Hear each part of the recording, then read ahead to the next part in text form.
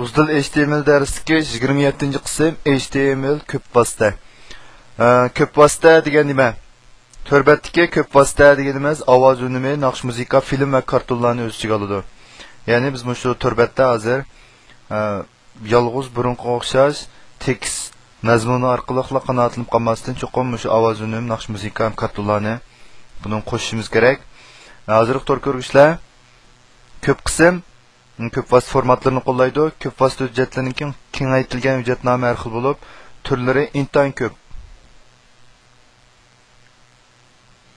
Masalan, mana qaraydigan bo'lsak, mana bu ko'p ishlatilgan film hujjatlarining AVI, WME, MPEG, QuickTime, andan keyin Royal Video, Flash, MPG4 degandek. Anaki ovoz hujjatlaridan MIDI Ama eng başta chiqqan ovoz hujjati hisoblanadi, turbat qo'llanilgan. Real Audio, Wave, WMA, anki MP3 va MP3 hammamizga tunishliq. Biz shu to'rdan tushgan shu naqsh musiqalarning ko'pinchisi shu MP3 yoki WMA shu ikki xil holatda bo'ladi.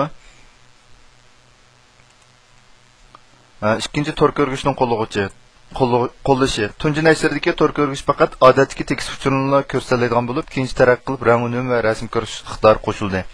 Borgansa taraqq qilib navbatga ko'plagan ko'p vosita qo'llash oldiga yetib keldi.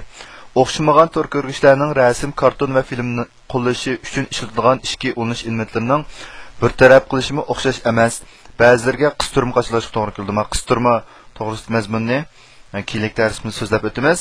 Üçüncü köp vosita formati. Köp vosita elementi hujjat ichida saqlangan bo'lib, to'r ko'rgishning bir taraf qilish bilan bizga normal holat ko'rindi. Ko'p ishlatilgan ovoz hujjat formatlari va film hujjat formatlari bilan oldin tunib chiqdik. Qaraydigan bo'lsak, film formati ichida MP4 bir qadar muvofiq, chunki uni Flash, HTML5 qo'yg'ich va film bekatlarining qo'yg'ichlari birdek qo'llaydi. Bu MP4 ni yana biz bu ko'chma uskunlar, yonfun qatorliq köşmü skillardimi bevosita qo'yg'ili bo'ladi. Anaki ovoz hujjati Wave bilan MP3 eng oqilona tanlashilib, MP3 ga silishtirganda Wave'ninki ovoz suzuklik yuqori, buni ovoz suzuklik yuqori bo'lishqa buningki hujjat sig'imi cho'ng. MP3 bo'lsa bu hujjat sig'im jihatdan nihoyat qisilgan, bizga bo'shliqda javob bergan hujjat deb hisoblanadi.